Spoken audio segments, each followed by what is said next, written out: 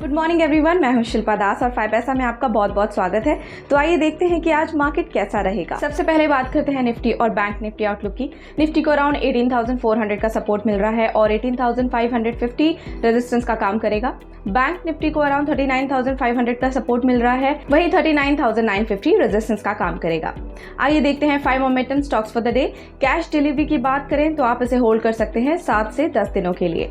सबसे पहले आता है जिंदल स्टेनलेस, जहां पर फर्दर बाइंग एक्सपेक्टेड है, तो आप इसे बाय कर सकते हैं 185 पर। स्टॉप लॉस 180 लगा सकते हैं, पहला टारगेट 190 और दूसरा रख सकते हैं 197 पर।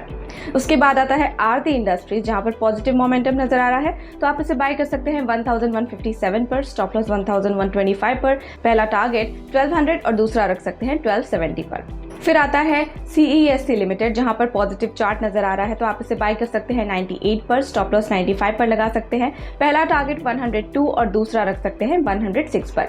फिर आता है पॉलीप्लेक्स कॉर्पोरेशन, जहां पर स्ट्रॉन्ग वॉल्यूम नजर आ रहा है, तो आप इसे बाय कर सकते हैं 1932 पर। स्टॉप लॉस 1885 पर, पहला टारगेट 1985 और दूसरा रख सकते हैं 2050 पर।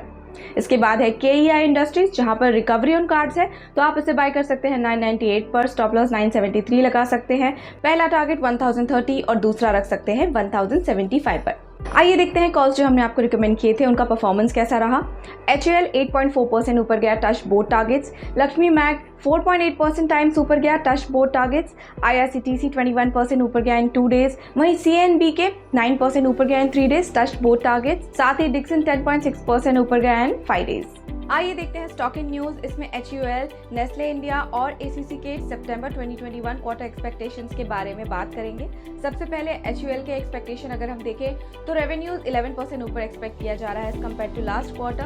वहीं EBITDA 8.7% ऊपर एक्सपेक्ट किया जा रहा है और वहीं नेट प्रॉफिट 9.3% ऊपर एक्सपेक्ट किया जा रहा है। नेस्ले इंडिया की बात करें तो रेवेन्यू 10.7% ऊपर जा सकता है, EBITDA 11.8% ऊपर जा सकता है और नेट प्रॉफिट हो सकता है 10.4%। साथ ही ACC सितंबर 2021 क्वार्टर एक्सपेक्टेशंस की बात करें तो रेवेन्यू 3.8% ऊपर जा सकता है, EBITDA 5.8% नीचे की ओर जा सकता है और वहीं EBITDA पर टर्न 8.8% डाउन हो सकता है। बात करते हैं FII और DI डेटा की। फॉरेन इंस्टीट्यूशनल इन्वेस्टर्स ने और फॉरेन पोर्टफोलियो इन्वेस्टर्स ने नेट ₹512.44 करोड़ के शेयर्स परचेज किए और डोमेस्टिक इंस्टीट्यूशनल इन्वेस्टर्स ने नेट ₹1,703.87 के शेयर्स सेल किए।